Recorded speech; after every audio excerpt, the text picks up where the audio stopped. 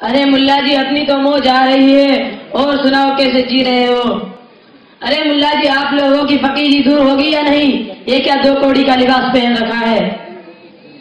ارے بدتمیز ضرورت مند، اپنی زبان سنبھال، کیا تیرے لاکھوں کا کپڑا کہیں مانگنے بھی گیا ہوں؟ خدا نے جس حال میں رکھا خوش ہوں اور آرام میں ہوں۔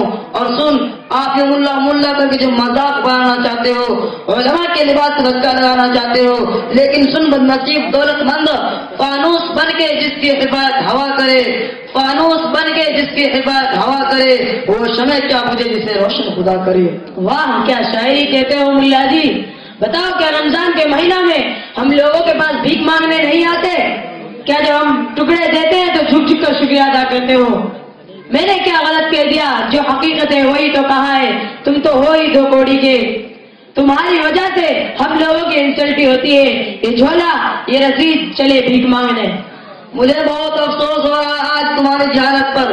پہلے تو میں سمجھتا تھا کہ تم صرف معذور ہو، مگر اب پتا چلا کہ تم کٹر جاہل ہو۔ تم نے جو رمضان کی بات کہی اس کا جواب یہ ہے کہ ہم اپنے لیے نہیں بلکہ مہمان رسول کے لیے مانگنے جاتے ہیں۔ دوسری بات یہ ہے کہ تم جو کچھ دیتے ہو وہ تمہارا باپ کا نہیں ہے، وہ تو اللہ کا حق ہے۔ اللہ سے دعا کرو کہ یا اللہ میری دولت میں کال پر جائے تاکہ ہم لوگ تمہارے دروازے پر تھوکنے بھی نہ جائے۔ تم نے کبھی دیکھا ہے غریبوں سے مانگتے ہوئے، بیواؤں سے مانگتے ہوئے؟ ہرگز نہیں۔ ہم صرف اس سے وصول کرتے ہیں جو صاحب حساب ہو۔ تم چندہ کو دیکھ کر ہنستے ہو، کاش ذرا آج سے 1400 سال پہلے کا واقعہ معلوم ہوتا کہ خود محمد رسول اللہ صلی اللہ علیہ وسلم نے چندہ دیا تھا، اور اس واقعہ میں حضرت عمر رضی اللہ عنہ اور حضرت ابوبکر رضی اللہ عنہ کا ایک دلچسپ واقعہ پیش آیا ہے۔ جب تمہیں یہ سب پتا نہیں تو جا کر ڈوب مرو۔ ارے سب پتا ہے، کیا رسول اللہ صلی اللہ علیہ وسلم بھی جھک جھک کر شکریہ ادا کرتے تھے؟ بڑے چلے ہیں تاریخ بتانے والے۔ ذرا دیکھو آپ لوگ بھی ملا جی کو بڑے قابل بنتے ہیں۔ ارے بھائیو، یہ لوگ تو پورے سماج کو گندا کر رکھے ہیں۔ اب تو سماج اور سوسائٹی ان سے پناہ چاہتی ہے کہ کب خالی ہو بھاری آفت بنے بیٹھے ہیں یہ لوگ۔ تم نے جو شکریہ ادا کرنے والی بات کہی وہ تو کسی درجے میں حقیقت ہے کہ جاہل قسم کے مولویوں نے تو مالداروں کا شکریہ ادا کر کے دماغ خراب کر دیا ہے۔ مجھے دیکھ کبھی بھی جھکتا ہوا پایا ہے۔ جو لوگ واقعی خادم دین ہوں گے وہ اخلاق ضرور پیش کریں گے مگر تیرے سامنے جھکیں گے نہیں۔ ارے کتنے بڑا ان سے کیا ہوتا ہے؟ اعتبار تو اکثریت کا ہوتا ہے۔ تم جھوٹے ہو، اکثر ایسا نہ کرتے ہیں اور انشاءاللہ نہ کریں گے۔ اصل بات تم جیسے کمینے اور سوسائٹی کو اس بات کا پتہ نہیں کہ قرآن کیا کہتا ہے۔ حدیث پاک میں رسول اللہ صلی اللہ علیہ وسلم نے کیا فرمایا ہے؟ قرآن پاک کا ارشاد ہے، اعوذ باللہ من الشیطان الرجیم، بسم اللہ الرحمن الرحیم، انما یخشی اللہ من عباده العلماء۔ دوسری جو ارشاد ہے، قل هل يستوي الذين يعلمون والذين لا يعلمون۔ تیسری جو ارشاد ہے، فاسألوا اہل الذکر ان کنتم لا تعلمون۔ چوتھی جو اللہ کا ارشاد ہے، فَإِن تَنَازَعْتُمْ فِي شَيْءٍ فَرُدُّوهُ إِلَى اللَّهِ وَالرَّسُولِ وَإِلَى أُولِي الْأَمْرِ مِنكُمْ۔ شاید قرآن پاک سے پیٹ تو بھر گیا ہوگا، ذرا حدیث پاک سے پانی پی لے۔ رسول اللہ صلی اللہ علیہ وسلم نے فرمایا کہ 90 کے وارث علماء ہے اور 90 نے علم دین کو وراثت میں چھوڑا ہے۔ دوسرے یہ رسول اللہ صلی اللہ علیہ وسلم نے فرمایا کہ میں معلم بنا کر بھیجا گیا ہوں۔ صحابی کا یہ قول ہے کہ عالم دین قوم کی وہ آنکھ ہے جس سے وہ دیکھتے ہیں، عالم دین قوم کی وہ کان ہے جس سے وہ سنتے ہیں، عالم دین قوم کے وہ پاؤں ہے جس سے وہ چلتے ہیں، عالم دین قوم کے وہ دل ہے جس سے صحیح غلط جائز ناجائز کی تمیز کر پاتے ہیں۔ اچھا بڑا قابل ہے تو ایک بات بتا، اگر کسی کمیونسٹ نے پوچھ لیا کہ خدا موجود ہے تو کہاں ہے؟ آگے ہے، پیچھے ہے، دائیں ہے، بائیں ہے، تو تو کیا جواب دے گا؟ ارے یہ تو بڑا بھاری سوال ہے، مجھے تو معلوم نہیں کہ اس کا جواب کیا ہوگا۔ ہاں ہم اتنا کہہ دیتے ہیں کہ ہر طرف ہے، چاہے آپ مانے چاہے نہ مانے۔ ابے الو گلے، ایسا جواب دینے سے بھلا وہ کمیونسٹ اسلام قبول کرے گا؟ ہرگز نہیں۔ اچھا ایک سوال اور سن اور جواب دے۔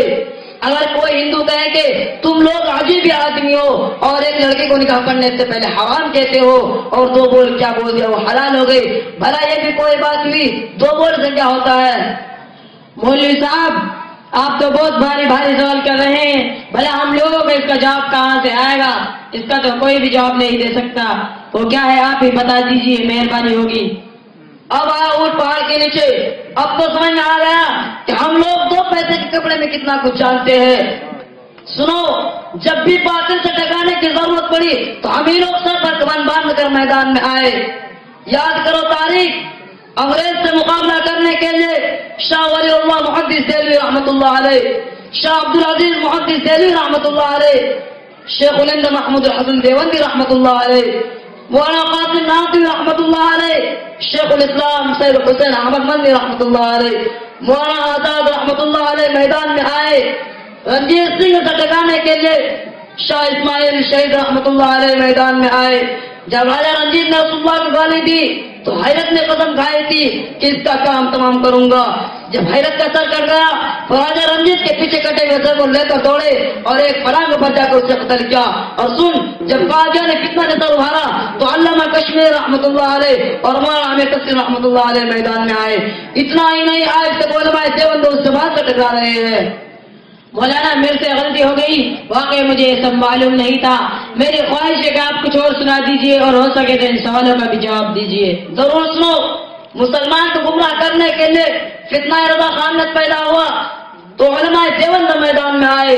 مولانا ضیاء الرحمان فاروقی، مولانا طاہر غیاوی رحمۃ اللہ علیہ، ضیاء الحق بیلوی رحمۃ اللہ علیہ میدان میں آئے۔ میرے بھائی، اگر یہ عالم، یہ ملا، یہ مولوی نہ ہوتا تو خدا کی قسم تمہارا وجود نہ ہوتا۔ اب سنیے، ہر کبھی رشتہ سوال کرے تو مغرب بعد اندھیرے گھر میں بلب پہ چراغ گیا تو اس سے پوچھ کس کی روشنی کدھر ہے، اتر ہے، دکن ہے، پورب ہے، پچھم ہے، وہ کہے گا اس کی روشنی تو ہر طرف ہے۔ اسی طرح آپ اس کو سمجھا دیجئے کہ خدا بھی ایک نور اور ایک روشنی ہے، وہ بھی ہر طرف اور ہر جگہ ہے۔ اور ہندو نکاح والا سوال کرے تو اس کو سمجھانے کے لیے 2-3 گالی دے دو، وہ غصہ ہو جائے گا۔ آپ اس کو سمجھا دو کہ بھائی کیا ہوا، میں نے تو ابھی صرف 2-3 بول بولے تھے، آپ کو کیا ہوگا؟ پھر کہو جس طرح اس بول کا اثر ہے اسی طرح اس بول کا بھی اثر ہے۔ دوسرے جواب اس طرح دو کہ تمہارے یہاں اگنی منڈپ یا اگنی بھگوان آرتی اتار کر ساتھ پھیر لیتے، اس کے بعد وہ لڑکی ویکتی کے لیے شدہ ہو جاتی ہے، اس سے پہلے وہ شدہ رہتی ہے۔ تو بتاؤ یہ بھی کوئی بات ہوئی؟ ابھی وہ اشدہ اور پاک تھی اور پھر لیتے ہی وہ شدہ ہو گئی۔ اب ہندو سمجھ جائے گا۔ اسی طرح آپ اسے اسلام سے خارج کر سکتے ہو۔ اور ہاں، آپ کا نام بھی شمیم چاوا ہندو کی طرح ہے، اس کو بدلو، حدیث میں وعید آئی ہے۔ مولانا میرے سے غلطی ہو گئی، واقعی آپ ہی لوگ دین کی حفاظت کر رہے ہیں، ہم لوگ سخت غلطی پر ہیں کہ دوسرے کا دیکھا دیکھی آپ لوگوں کو گھٹیا اور ذلیل کہتے ہیں۔ نہیں میرے نام کی بات تو انشاءاللہ ضرور بدل لوں گا۔ آپ میرے لیے دعا کیجئے گا، میری دکان آپ کے لیے حاضر ہے، جب چاہے تشریف لائیں۔ انشاءاللہ ضرور حاضر ہوں گے۔ ماشاءاللہ، بہت خوب، بہت خوب۔